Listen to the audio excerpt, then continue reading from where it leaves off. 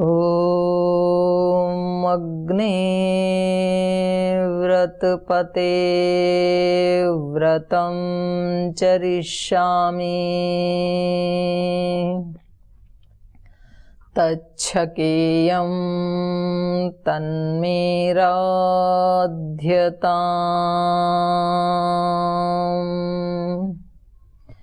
इदमहमनृतात् सत्यमुपैमि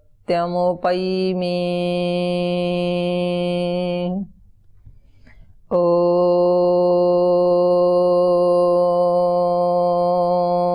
सहनाववतु सहनौ भुनक्तु सह वीर्यं करवावहै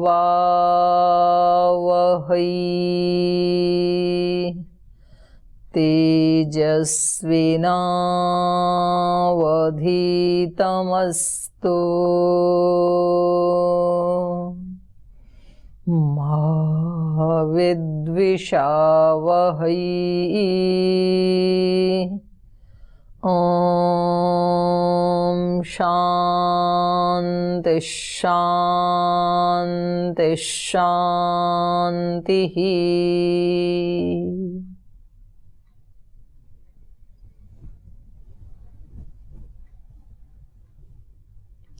शाश्वत सुख की इस कक्षा में आप सभी का हार्दिक अभिनंदन, हार्दिक स्वागत। इसमें हमारा प्रकरण चल रहा है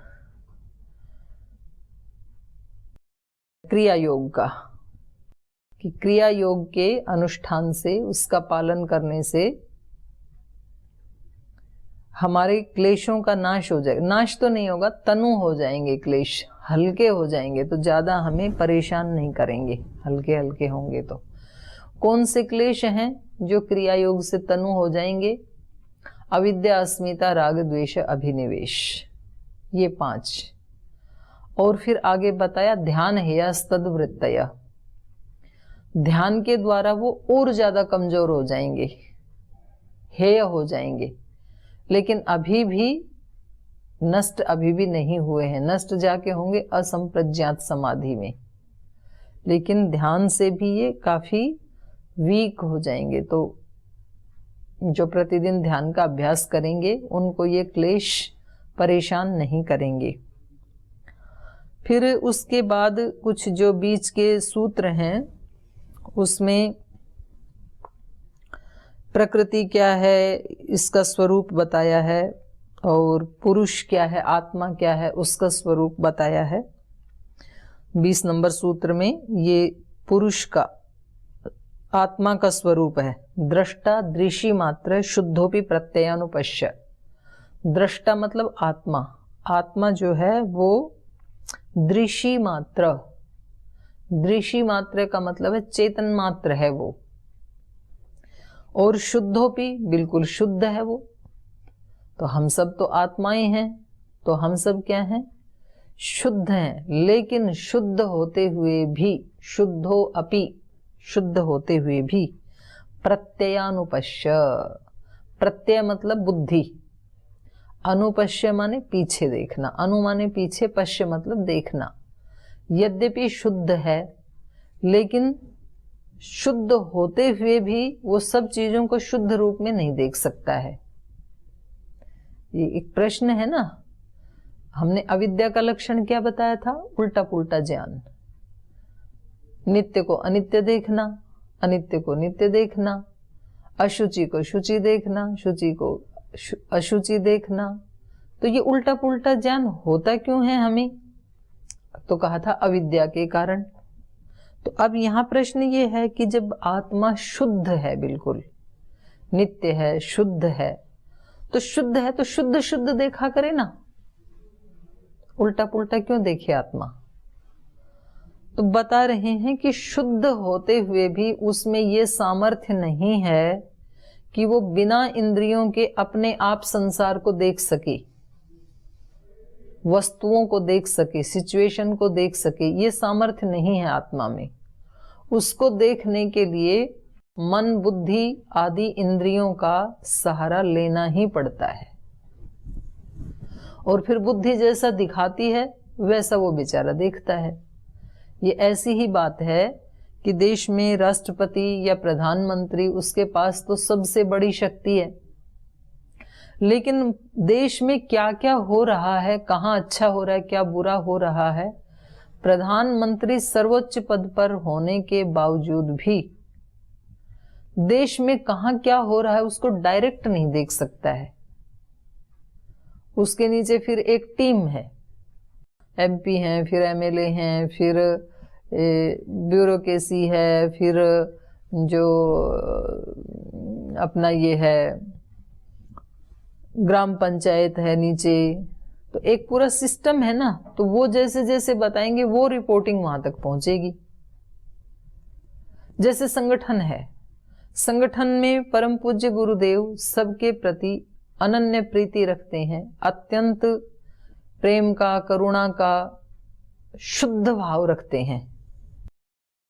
लेकिन शुद्ध भाव रखने के बावजूद भी संगठन में धरातल तक नीचे क्या हो रहा है उसको डायरेक्ट तो नहीं देख सकते ना।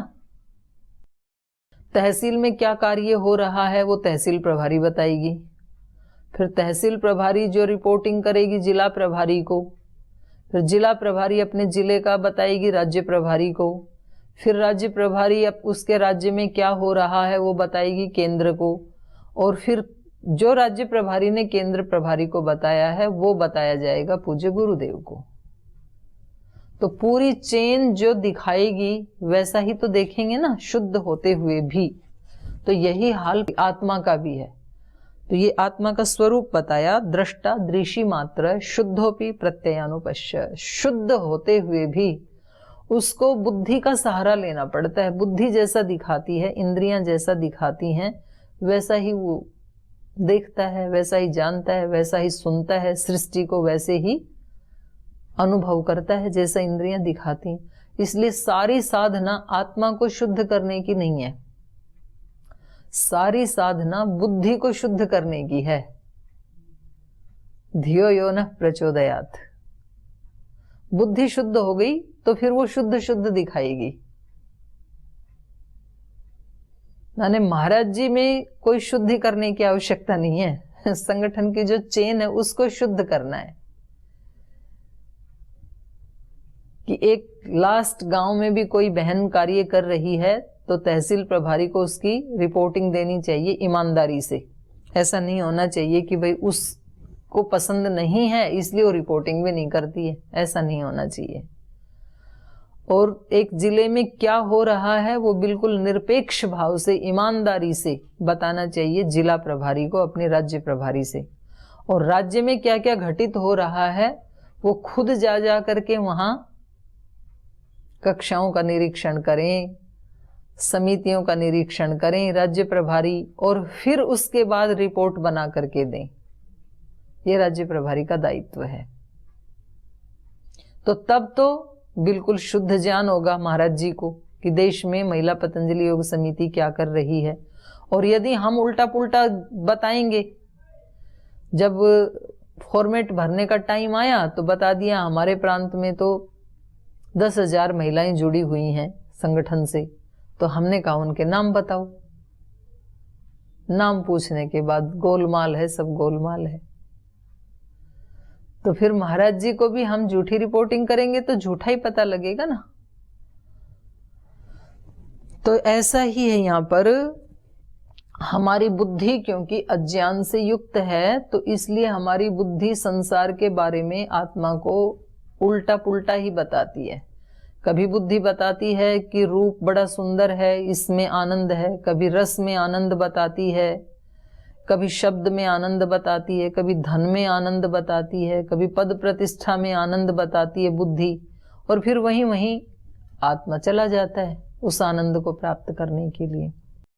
तो ये आत्मा का स्वरूप बताया और कहा तदर्थ एव दृश्यस्य आत्मा, उस आत्मा के लिए ही ये सारा दृश्य, ये सारी प्रकृति बनाई है भगवान ने।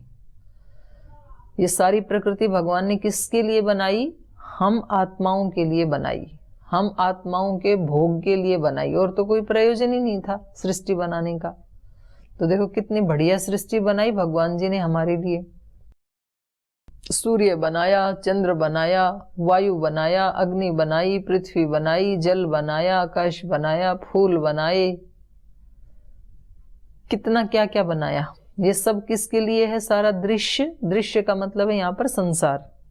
तदर्थ माने उसके लिए, उसके लिए किसके लिए? आत्मा के लिए, जिसका ऊपर वाले सूत्र में जिक्र किया है। दृश्यस्य आत्मा, दृश्यस्य माने प्रकृति का, आत्मा माने स्वरूप। उस चेतन आत्मा के लिए ही इस प्रकृति का पूरा स्वरूप भगवान ने बनाया है, यह अर्थ है। कृतार्थम प्रति नष्टम अपि अनष्टम तदन्य साधारणत्वात्। बोलिए दृश्य बना दिया तो अब हम तो खो गए इसमें, इससे निकलें कैसे? भगवान जी के पास पहुंचे कैसे? हम तो इस दृश्य में उलझ गए, इसी में घूम रहे हैं जन्म जन्मांतरों से। पुनरपि जननम पुनरपि मरणम पुनरपि जननी जठरे शयनम भज गोविंदम गोविंदम भज मूढ़मते। हर बार जन्म लेना, हर बार वही पढ़ाई पढ़ना, वही नौकरी करना, वही शादी करना, वही बच्चे पालना, वही बुढ़ापा, वही मृत्यु। हर जन्म में ऐसे ही हो रहा है। और ये तो मनुष्य जन्म का है, उससे नीचे चले गए तो और कष्ट भोगते रहो। तो ये छूटेगा कैसे? इससे निकलें कैसे? निम्न योनियों में कोई आत्मा एक बार चली जाती है ना, अनंत काल तक फिर उन्हीं में पड़ी रहती है, अनंत काल तक, बहुत लंबे काल तक। वहां से निकलना बड़ा मुश्किल है। ये तो सौभाग्य है हम सब निकल आए वहां से, मनुष्य बन गए। ये यही बताएंगे सूत्र में, पतंजलि ऋषि ही बताएंगे इसके बारे में कि जो अन्य अन्य योनियों में चले जाते हैं तो वहां से निकलना बहुत कठिन है। प्रतिपक्ष की भावना जो है वहां पर बताया है ये। तो ये नष्ट कैसे होगा ये संसार? इससे हम बाहर कैसे निकलेंगे? तो यहाँ पर बता रहे हैं ऋषि, कृतार्थम प्रति नष्टम। ये संसार होते हुए भी योगी के लिए नष्ट हो जाता है। कृतार्थ मतलब योगी, जिसने अपना प्रयोजन पूरा कर लिया है। कृत कर लिया है अर्थ प्रयोजन, जिसने अपना प्रयोजन पूरा कर लिया, अर्थात जिसने आत्मा और परमात्मा का साक्षात्कार कर लिया, उसके प्रति, उसके लिए ये संसार क्या हो जाता है? नष्टम, नष्ट हो जाता है। उसके लिए तो प्रलय जैसे हो जाता है, उसको ये संसार सताता नहीं है फिर। अपि अनष्टम, लेकिन बना भी रहता है। किन के लिए? अपि अनष्टम तत्, ये संसार बना भी रहता है अन्य साधारणत्वात्, जो दूसरे साधारण लोग हैं उनके लिए अनंत काल से बना हुआ था, आज भी बना हुआ है और अनंत काल तक बना रहेगा। उनके लिए नष्ट नहीं होता है। लेकिन योगियों के लिए संसार होते हुए भी नष्ट जैसे है। अब जैसे कुछ ऐसे दोष हैं, मांसाहार, मद्यपान आदि, तो जो पीते हैं उनको लगता है जी इससे निकलें कैसे हम, बड़ा कठिन है, जिनको एक बार लत लग गई। और जिन योगियों ने और जिन माँ बहन बेटियों ने कभी उसका सेवन ही नहीं किया, तो उनके लिए वो सारी नशीली चीजें होते हुए भी नष्ट जैसी ही हैं। हमारे को तो शराब कुछ भी तंग नहीं करती होते हुए भी, हमें तो मांसाहार तंग नहीं करता है। क्यों? क्योंकि हम तो निकल गए उससे बाहर, तो कभी सपने में भी नहीं आता। पकड़ा ही नहीं तो छोड़ने की बात ही क्या है। हम ये भी नहीं कह सकते कि हमने छोड़ दिया, क्योंकि छोड़ा तो उसको जाता है जिसको कभी पकड़ा था, तो कभी टेस्ट ही नहीं किया, कभी पकड़ा ही नहीं, उसको छोड़ना भी क्या है। तो होते हुए भी ये चीजें होते हुए भी हमारे लिए क्या है? न होने के समान है, प्रलय के समान है। तो ये ऐसा संसार, कैसा संसार? जिसमें राग है, द्वेष है, दुख है, क्लेश है, अविद्या है, अस्मिता है, ये सब होते हुए भी योगी के लिए ना के बराबर हो जाता है, जैसे कुछ है ही नहीं। होता तो है लेकिन उन्होंने अपनी चेतना को इतना कृतार्थ कर लिया कि उनके लिए होते हुए भी उनका कुछ बिगाड़ नहीं सकती है। जिसके घर में एसी लगा है उसको गर्मी होते हुए भी गर्मी लगती नहीं है, तो गर्मी होते हुए भी उसका कुछ बिगाड़ नहीं पाती है, ना के बराबर है, क्योंकि उसने अपने रूम को एयर कंडीशन कर लिया। पर इसको तो बाहर जाके फिर भी गर्मी लग सकती है, लेकिन योगी को तो कहीं कोई कष्ट नहीं है। कृतार्थम प्रतिनष्टम अपि अनष्टम तदन्य साधारणत्वात्। अब मैं आपको 26वां सूत्र बता रही हूं कि इन सब को हटाने का उपाय क्या है। विवेक ख्याति, चलो थोड़ा थोड़ा ऊपर वाले भी बता देती हूं, थोड़ा वो एक लिंक बना रहेगा। अगले सूत्र में कहा स्व स्वामी शक्तियों स्वरूपोपलब्धि हेतु संयोग। एक स्व शक्ति है, एक स्वामी शक्ति है। स्व शक्ति का मतलब है आत्मा, सॉरी बुद्धि, और स्वामी शक्ति का मतलब है आत्मा, स्व स्वामी। इनके स्वरूप की उपलब्धि, इनके अपना जो इनका स्वरूप है उनकी उपलब्धि का हेतु संयोग संयोग है। जब आत्मा नित्य शुद्ध बुद्ध मुक्त स्वभाव वाला है, शरीर प्रकृति जड़ स्वभाव वाली है, तो ये दोनों मिल कैसे गए, अलग अलग स्वभाव वाले, इनका संयोग कैसे हो गया? तो उसका कारण बता रहे, तस्य हेतु अविद्या, अविद्या के कारण मिल गई। ये मन में प्रश्न आने चाहिए ना, वे सृष्टि के आदि में आत्मा अपने स्वरूप में नित्य शुद्ध बुद्ध मुक्त रूप स्वभाव वाला, प्रकृति अपने स्वभाव में जड़, तो ये दोनों मिलकर के एक कैसे हो गई? शरीर और आत्मा दोनों एक कैसे हो गए? कब हो गए? अलग अलग थे तो अविद्या के कारण हो गए। अभी भी एक नहीं है, लेकिन हमने ऐसा अविद्या के कारण मान रखा है। तो तद अभावात संयोगा अभाव, अगर उस अविद्या का अभाव हो जाए तो आत्मा और शरीर के संयोग का भी अभाव हो सकता है।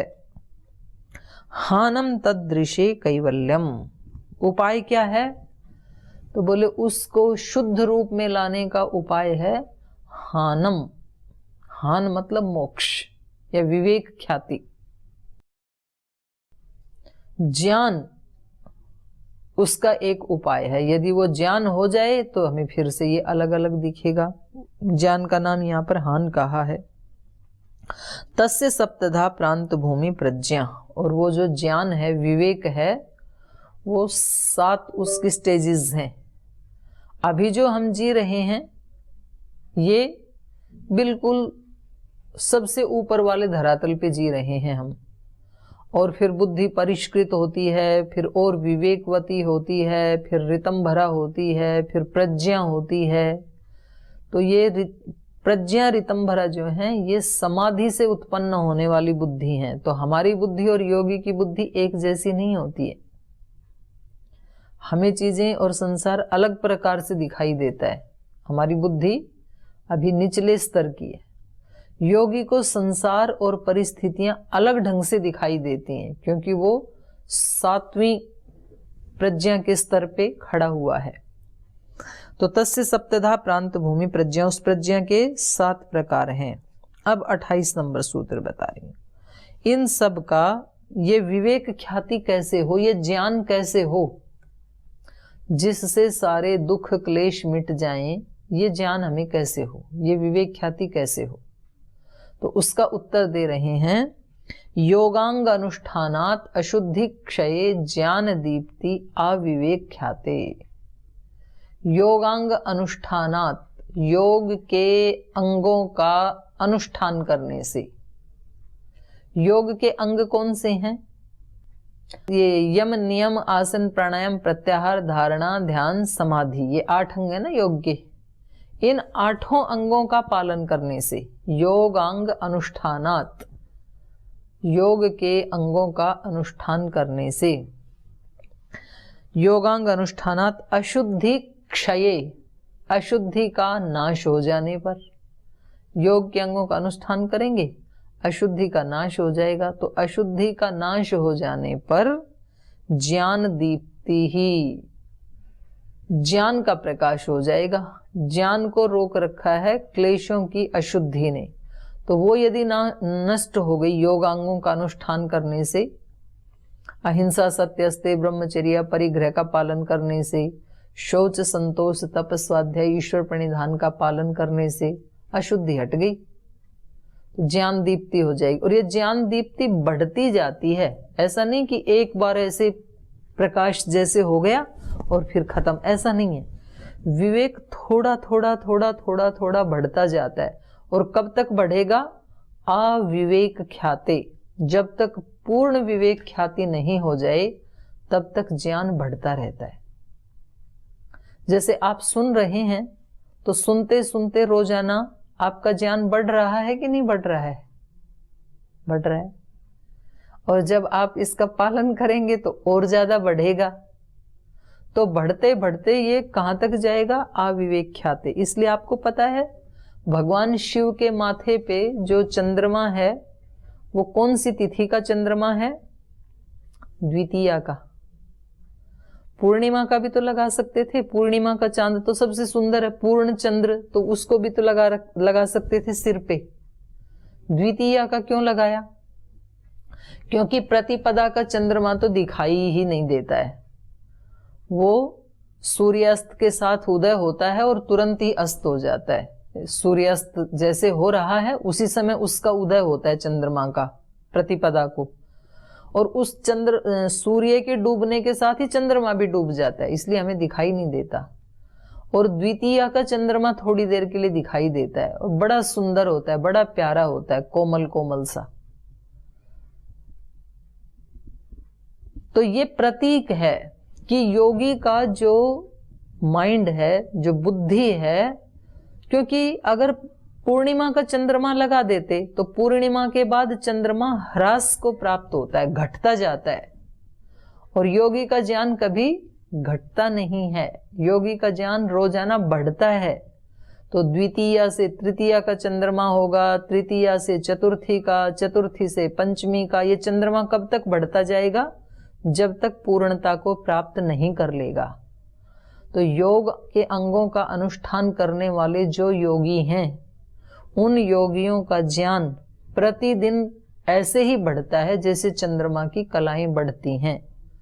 तो ये समझाने के लिए शिव एक महायोगी हैं, इसलिए उनके माथे पे द्वितीया का चंद्रमा लगाया है।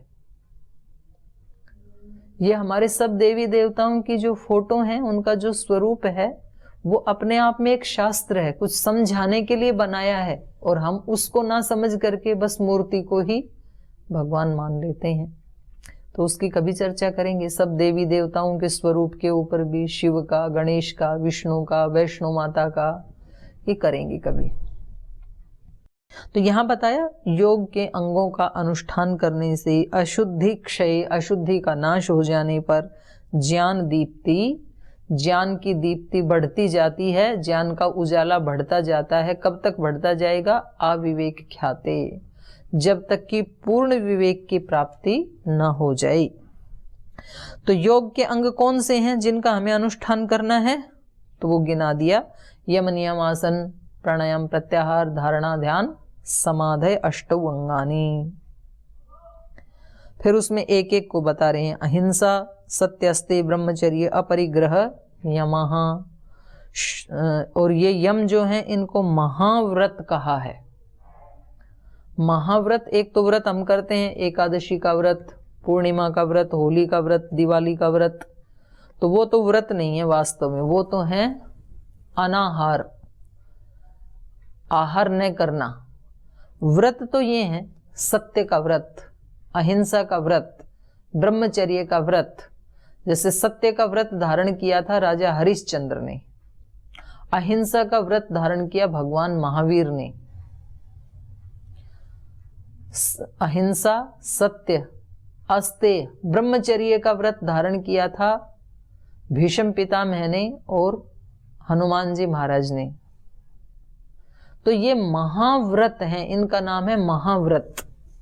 तो इनका पालन करना महाव्रता और सार्वभौमा सब समय इनका पालन करना चाहिए, क्योंकि कुछ लोग व्रतों का पालन करते हैं लेकिन थोड़ा एक्सक्यूज ढूंढ लेते हैं कि मैं सब दिन हिंसा अहिंसा का पालन करूंगा, माने बाकी दिन तो मैं कर सकता हूं लेकिन एकादशी को मैं किसी की हत्या नहीं करूंगा, एकादशी को अहिंसा का पालन करूंगा। तो यहां पर व्यास ऋषि कहते हैं इतना करना पर्याप्त नहीं है, सार्वभौमा सब समय इनका पालन करना चाहिए, तब ये महाव्रत बनते हैं। कुछ कहते हैं कि मैं मंगलवार को नॉनवेज नहीं खाता हूं, बाकी दिन तो खा लेता हूं, तो ऐसा नहीं चलेगा।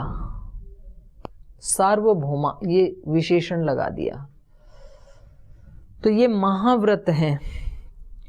तो अब इसके आगे का जो पाठ है ये फिर क्योंकि थोड़ा सा मैं विस्तार से समझाऊंगी, आज तो अभी 2 मिनट बची हैं, तो उसमें संजीवनी जी का प्रश्न ले लेते हैं। कई देर से हाथ उठा रखा है इन्होंने, तो उसके बाद फिर विस्तार से योगांगों का फल क्या है, इनका पालन क्यों करें हम, अहिंसा का पालन करने से, सत्य का पालन करने से हमें क्या मिलेगा, क्योंकि जब तक कुछ नहीं मिलेगा ये मनुष्य कुछ नहीं करेगा, बड़ा स्वार्थी है। तो ये बताएंगे, इनको भी पता था कि ये कैसे लोग हैं, तो ये कल पढ़ेंगे। जी बोलिए संजीवनी जी। एक प्रश्न था कल की, इसमें शरीर से, मन से, भावनाओं से हम क्रिया करते हैं, ऐसा आपने कहा था, ये इसे कैसे हम योग युक्त होकर करें, इस पर आपने कल बताया था। तो ये मन से और भावनाओं से अलग का क्रिया होती है क्या, हमसे मन और भावना अलग है क्या? नहीं, मन का मतलब था विचार, भावना हृदय से होती है और मन का मतलब होता है विचार जिससे किया जाता है, वो यंत्र। तो मन और भावना न कह करके मुझे कहना चाहिए था विचार और भावना, क्योंकि मन से विचार होता है ना। तो ये अभिप्राय था जी। हमारा मन भी वहां, हमारा सात्विक विचार भी युक्त होना चाहिए उस काम में। कई बार तो हम बिना मन के भी कर लेते हैं, अनमना जिसको बोलते हैं ना, कि आज मैंने अनमनेपन से खाना बना लिया। अनमनेपन का मतलब खाने में मन नहीं लग रहा था, विचार नहीं था। और कई बार बिना भावना के भी हम कर्म कर लेते हैं। किसी के यहाँ से शादी का निमंत्रण आ गया, भावना थी भी नहीं वहां जाने की, इच्छा भी नहीं थी, लेकिन फिर भी इसलिए जाना पड़ा क्योंकि वो भी हमारे यहाँ आए थे, और वो हमारे यहाँ आए वो भी बिना भावना के ही आए थे।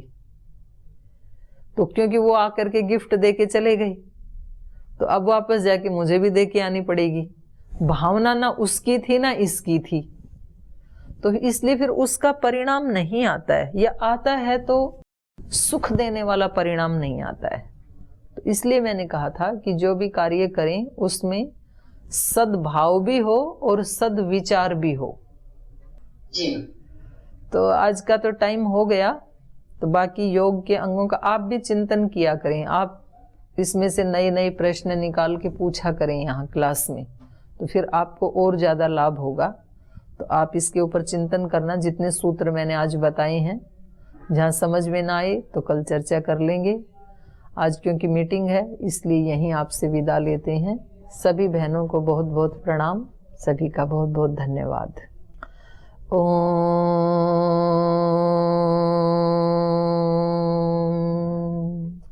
शांति शांति शांति। श्री परमात्मने नमः। श्री गुरुभ्यो नमः। सर्वेभ्यो नमः।